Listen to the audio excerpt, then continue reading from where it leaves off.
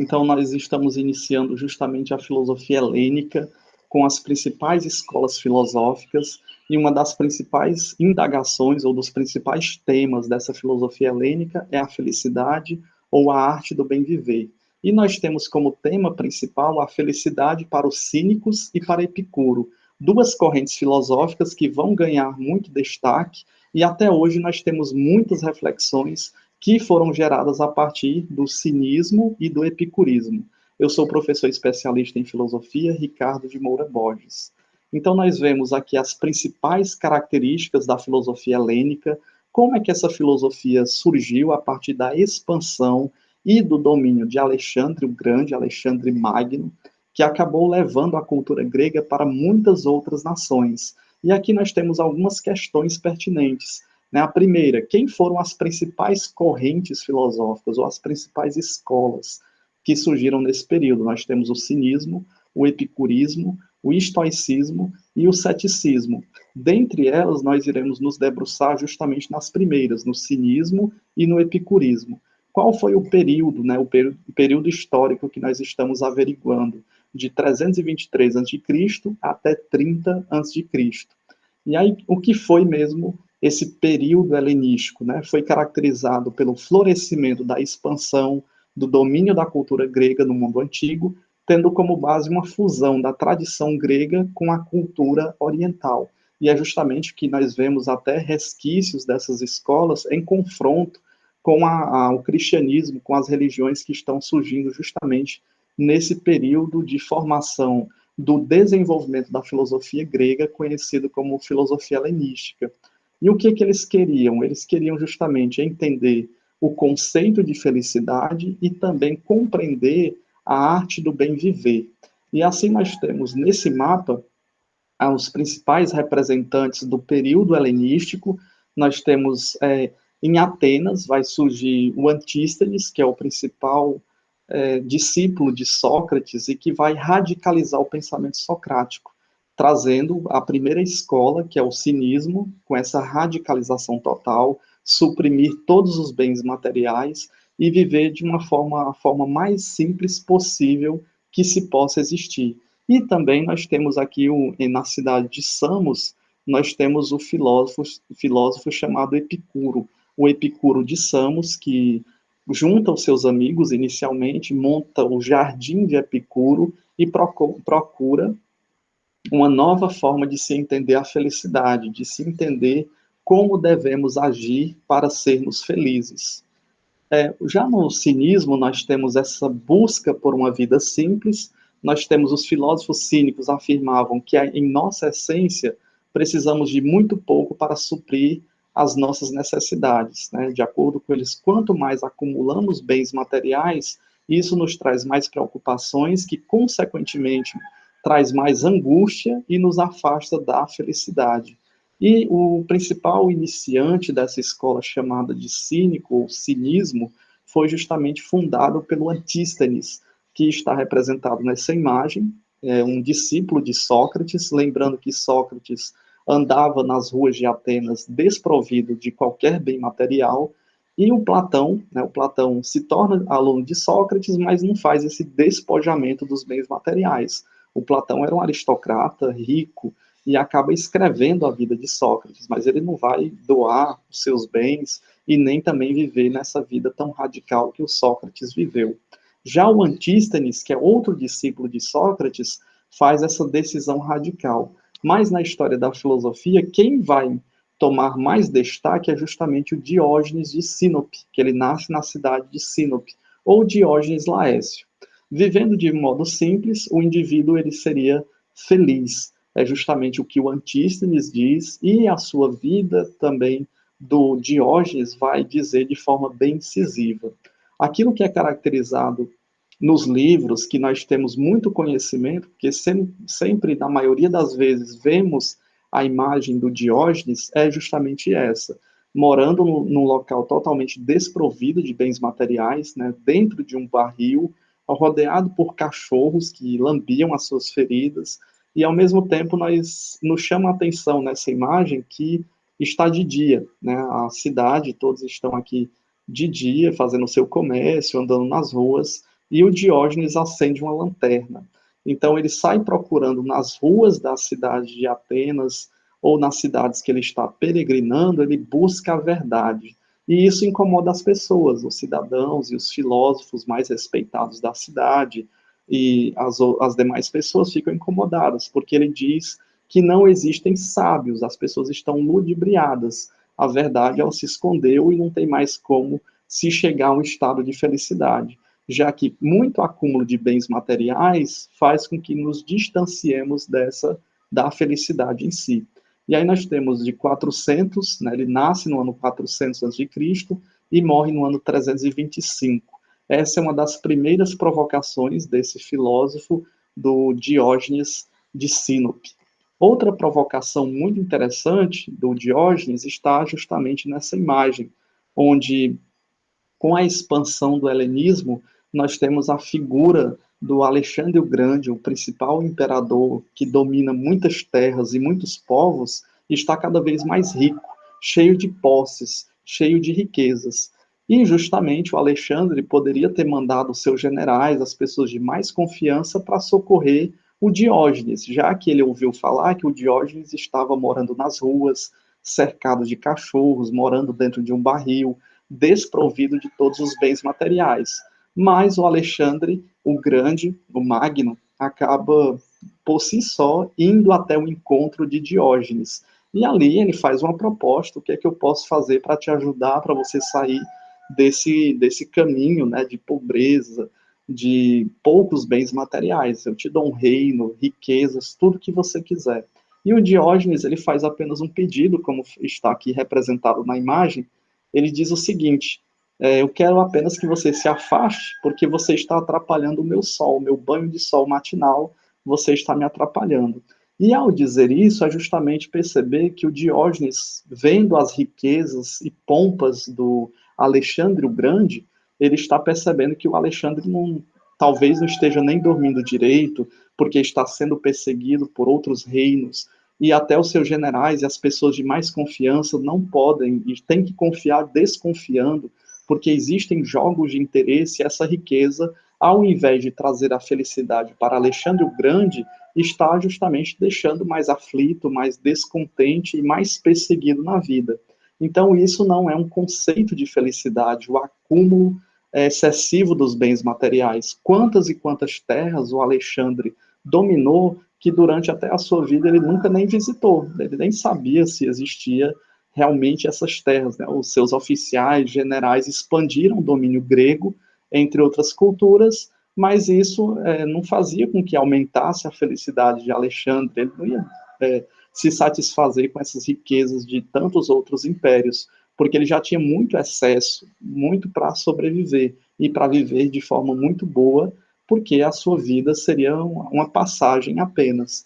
Então, o Diógenes, ele nasce na cidade de Sinope, na Ásia Menor, acreditava que o ser humano deveria viver conforme a natureza, né, e essa natureza seria justamente a busca por comer, se vestir, mas de forma simples, né, e abdicar, deixar de lado o luxo, a fama e a riqueza, porque ele percebia que as grandes personalidades até da sua época, mesmo tendo luxo, fama e riqueza, não necessariamente estavam vivendo uma vida de felicidade como ele pretendia viver, né? Procurar a felicidade por si mesma e não nos bens materiais. O ser humano deveria viver de maneira simples, satisfazendo justamente as necessidades básicas, e as coisas desnecessárias levariam uma vida infeliz, como, por exemplo, o excesso de coisas, né? Muitas casas e reinos, para quê? Perguntava-se o Diógenes: em quantas casas eu posso morar? O que é que eu vou fazer com tantas coisas assim? Então, ele inova nesse sentido da filosofia, uma filosofia bem mais voltada aqui pelo espaço, mas ele não se distancia da realidade, da realidade física do espaço da cidade.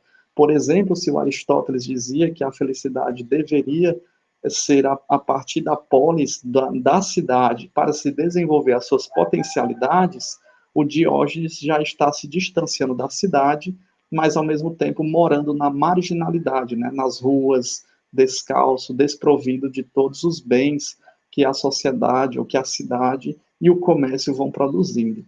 E é outro filósofo muito interessante que parece inicialmente com o Diógenes de Sinope, é o Epicuro, né, que nasce em 341 a.C. e morre em 270 a.C. Ele nasce na ilha de Samos, na Ásia Menor, e ele fundou uma escola conhecida como a Escola do Jardim. Se o Diógenes mora na rua e existem os seus seguidores, o Epicuro utiliza os seus recursos, ele tem muito dinheiro e ele compra um terreno, e esse terreno fora da cidade, constrói a sua casa, constrói a sua habitação, mas ao mesmo tempo ele não leva os inimigos para morar com ele, ele leva os seus amigos, as pessoas mais próximas. E ali eles vão debater no seu cotidiano sobre o conceito de felicidade. E eles chegam à conclusão que a felicidade está no prazer. Né? Nós temos prazer de comer, prazer de dormir, prazer de nos vestir. Os prazeres são inerentes ao ser humano. E ele vai fazendo uma reflexão, mas que tipo de prazer me leva à verdadeira felicidade? Será que todo tipo de prazer me leva à felicidade? Ou existem alguns prazeres que podem ser maléficos, que podem atingir também a minha saúde? É um dos grandes questionamentos do Epicuro. Então, é necessário identificar e separar os prazeres saudáveis daqueles que nos prejudicam, distinguindo o que pode trazer a tranquilidade daquilo que pode também trazer o sofrimento. Comer em demasia pode prejudicar a saúde, então isso pode trazer sofrimento. E, ao mesmo tempo, se alimentar também traz um prazer, né? E esse prazer tem que ser comedido, né? Tem que ser na medida certa. É um dos vários exemplos que nós podemos aplicar aos diversos tipos de prazer que todos os seres humanos sentem, né, que existem. E aí nós temos nessa imagem justamente o jardim de Epicuro, ele usa de todos os seus recursos para comprar um espaço, e nessa imagem nós vemos um jardim distanciado da cidade. Né? O Aristóteles, no seu livro Ética Nicômaco, ele diz que todo homem busca necessariamente a felicidade. A felicidade está na polis, na cidade, onde você desenvolve as potencialidades. Para o Epicuro, não. Na cidade existem as contradições, a fome, as perseguições, as grandes injustiças sociais, as misérias também estão na cidade. Então, o conceito de felicidade deve ser buscado fora da cidade. E é justamente aqui que ele convida os seus amigos, e nós temos aqui alguns discutindo, né, algum tema, ouvindo um sábio falar, outros meditando e lendo um livro juntos, outros aqui passeando pelo campo. Então, nós vemos na própria imagem um mar de serenidade, dessa busca dada na filosofia, construída a partir do jardim de Epicuro. Lembrando que ele constrói esse jardim, e nesse edifício onde eles moram, tem os quartos separados, onde eles existe um momento pessoal, né, de sono e de meditação reflexiva pessoal, e ao mesmo tempo as refeições e também o plantio da comida vivem em comum. Né, eles plantam e tudo aqueles que eles arrecadam, eles colocam em comum entre todos, e ali eles fazem as suas reflexões filosóficas sobre o que seja a arte do bem viver, sobre o que seja a felicidade, sobre o que seja também as contribuições e as não contribuições da cidade, né, da polis. O que é que eles fizeram para se chegar a um momento de se distanciar da polis e morar justamente nos jardins, né, nesses locais onde eles vivem em comum. Inicialmente ele chama primeiro seus amigos, mas depois o jardim de Epicuro vão sendo conhecidos por muito mais pessoas das polis gregas, de diversas cidades gregas, que acabam também querendo entrar no jardim de Epicuro. E assim nós temos, já que ele identifica que o prazer traz a felicidade, e ele faz uma constatação que existem várias formas de prazer, ele concebe que a felicidade é como a ausência de perturbação da alma e do corpo. E justamente isso traz uma reflexão sobre a filosofia budista, e posteriormente o Arthur Schopenhauer também traz esse conceito de felicidade trazido pelo Epicuro. O sábio é aquele que busca o prazer duradouro, né, não o prazer momentâneo, que passa e depois você busca mais prazer, e isso acaba virando um vício e não um hábito, e isso acaba destruindo o ser humano. Já o Epicuro está procurando a sabedoria das coisas. Então, ele vai classificando o prazer em três formas, né? Os naturais e necessários, os naturais, mas não necessários, e os prazeres não naturais, né? Os naturais necessários, por exemplo, comer, habitar, vestir-se, dormir, são todos esses prazeres que nós necessitamos para a nossa existência. Já os naturais, mas não necessários, é dormir em demasia ou comer comidas caras, já que você pode muito bem se satisfazer com uma comida que não seja tão cara. As roupas de marca também são os prazeres naturais, mas não são necessários. Tanto as de marca como as de não marca te vestem do mesmo jeito. E os prazeres não naturais, que são todos aqueles prazeres que a sociedade ela cria, a cultura cria, e aí a gente fica inebriado pensando que são prazeres que nos vão deixar ou nos garantir um espaço de felicidade, por exemplo, a fama e o sucesso.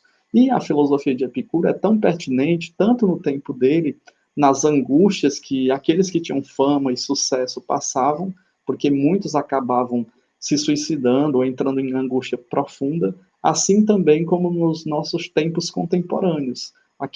Muitos que têm fama e sucesso, não é garantia de felicidade, acabam, por muitas das vezes, também suprimindo a sua vida por essa busca excessiva dos prazeres não naturais criados pela sociedade, pelas suas frustrações, e ao mesmo tempo esquecem que a felicidade pode estar justamente nos prazeres naturais e necessários, como o próprio Epicuro classifica, que a verdadeira felicidade estaria justamente na medida comedida, né, da virtude de praticar esses prazeres naturais e de ter acesso a esses prazeres naturais e necessários. Justamente aqui, nesses prazeres naturais e necessários, é que o Epicuro faz uma breve crítica ao Diógenes Laércio, porque o Diógenes de Sinope, ou Diógenes Laércio, já tinha abandonado todas as coisas materiais que poderiam favorecer uma vida mais saudável. Ora, se ele está morando dentro de um barril, se está sujo, por exemplo,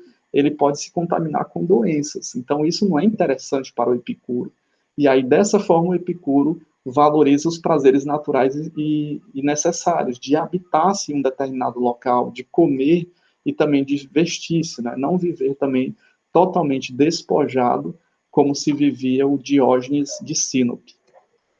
E aí nós temos essa imagem do Epicuro com essa frase, onde ele escreve também uma carta para o seu amigo Meneceu, e eles começam nessa carta ele fala sobre a morte. E é muito interessante a reflexão do Epicuro, porque é muito pertinente para todas as épocas.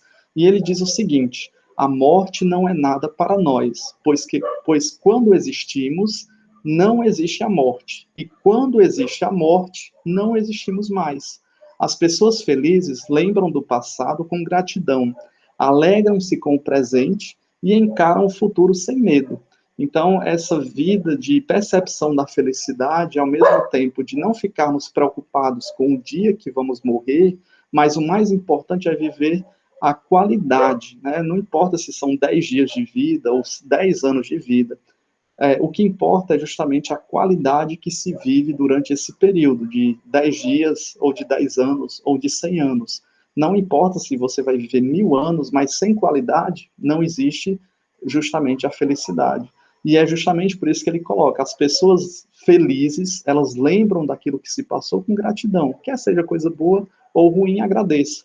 Alegram-se com o presente e elas encaram o futuro sem medo, sem essa pressão psicológica, né, do que é que vai acontecer amanhã, mas viva-se o presente e, ao mesmo tempo, buscando justamente estabelecer em ações concretas essa relação com a felicidade.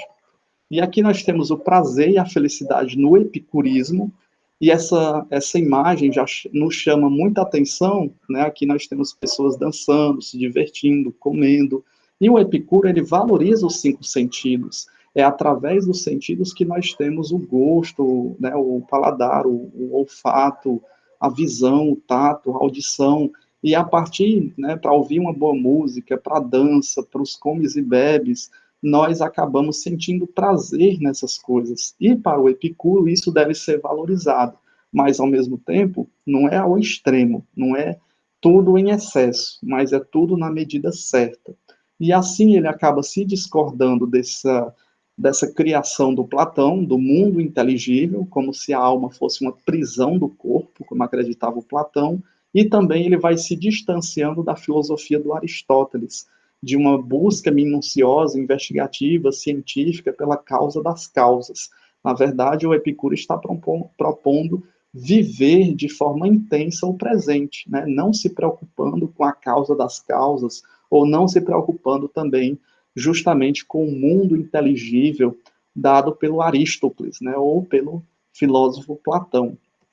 E aí nós temos, na questão midiática, nós já assistimos muito esses episódios do Chaves, trazido pelo Roberto Bolanhos, e a sacada é muito interessante, porque nós conseguimos fazer uma ligação muito boa com o Diógenes de Sinope. Diógenes morava nas situações mais pobres possíveis, desprovido de todos os bens materiais, e ele morava justamente dentro de um barril, e ele incomodava as pessoas, não diferentemente do Chaves, né, do personagem que, por estar desprovido de bens materiais, não significa que ele esteja desprovido de felicidade. Parece que aqueles personagens que têm mais, né, como o dono da vila que cobra o aluguel, ele está sempre inquieto, sempre está bravo, está aborrecido com algo, e está prejudicando até a sua própria saúde, em busca desenfreada pelo dinheiro. Ou então a dona Florinda, que está sempre ali batendo no seu madruga.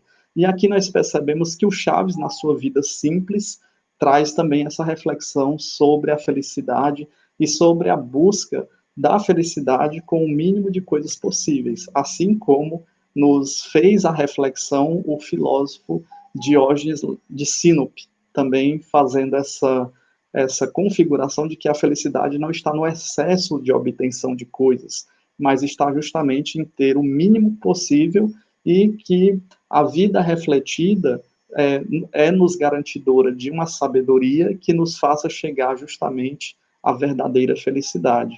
E aí nós temos essa charge, que é justamente o oposto do que se pensa o Epicuro, o epicurismo, onde nós temos o Calvin e o Haroldo em conversa. Né? O Calvin diz: qual você acha que é o segredo para a felicidade? Dinheiro, poder ou fama? Aí o Haroldo, ele nem aparece no segundo quadrinho, o Calvin continua: eu escolheria o dinheiro. Se você tem muito dinheiro, você pode comprar poder e fama. Desse jeito, você fica com tudo e realmente é feliz. Aí o Haroldo olha indignado e ele continua, o Calvin: felicidade é ser famoso pela sua capacidade financeira e lhe permite lhe entregar todo tipo de excessos, né? Todos os tipos de prazeres. E aí o Haroldo vai e diz: acho que essa é uma maneira de defini-la. E aí o Calvin, já maquinando ali, com um sorriso, ele diz: acho que a parte que eu mais gosto é esmagar as pessoas que cruzam o meu caminho. E é justamente essa reflexão que esses filósofos fazem, que todos aqueles que buscam o dinheiro pelo dinheiro, o poder pelo poder, ou a fama pela fama, acabam sendo soberbos demais e acabam, se ao mesmo tempo que procuram a felicidade, estão se distanciando cada vez mais do propósito inicial, que é justamente ser feliz. Outra charge interessante que nós podemos colocar são as charges da Mafalda. E aí nós iremos ver em outras colocações também sobre o posicionamento da Mafalda em relação à felicidade, que é um tema tão pertinente para a filosofia. E assim nós vamos encerrando justamente com as duas formas de se estudar a filosofia. A primeira, nós temos os temas, e hoje nós refletimos sobre um tema muito pertinente na filosofia helenística, que era justamente sobre a felicidade, mas muitos outros temas, né, a política, o amor, a amizade, a própria metafísica, que foi investigação do Platão, do Aristóteles e de tantos outros filósofos, assim também como pela história da filosofia. E aqui nós estamos justamente na filosofia helênica, com o epicurismo e com o cinismo, né, fechando, né, já a filosofia antiga, porque a filosofia antiga ela vai tendo o seu final com o cristianismo e com a filosofia helênica. Com a expansão do cristianismo, nós temos agora os cristãos que se aprofundam da filosofia, a filosofia ela vai perdendo a sua autonomia e vai ganhando um espaço de serva da teologia, que é justamente a filosofia medieval, que é o próximo, são futuras análises que nós iremos fazer sobre os principais pensadores da filosofia medieval.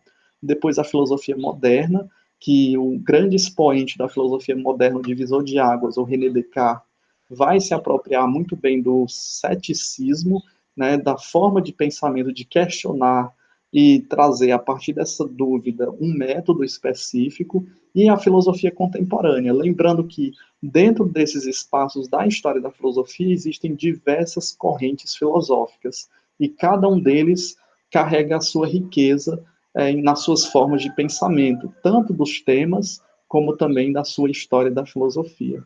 E assim nós encerramos justamente com a nossa bibliografia, partindo desses 3 livros, desses 2 autores, o Ricardo Melani, que escreve 2 livros, o Diálogo, Primeiro Estudos em Filosofia, de 2018, que é justamente sobre a história da filosofia, e o Encontro com a Filosofia, que é justamente um livro sobre os temas da filosofia, fazendo aí uma conversa com diversos filósofos, né, de vários tempos. E um livro muito interessante, que é a Iniciação à História da Filosofia, dos pré-socráticos ao Wittgenstein, que é um filósofo da linguagem.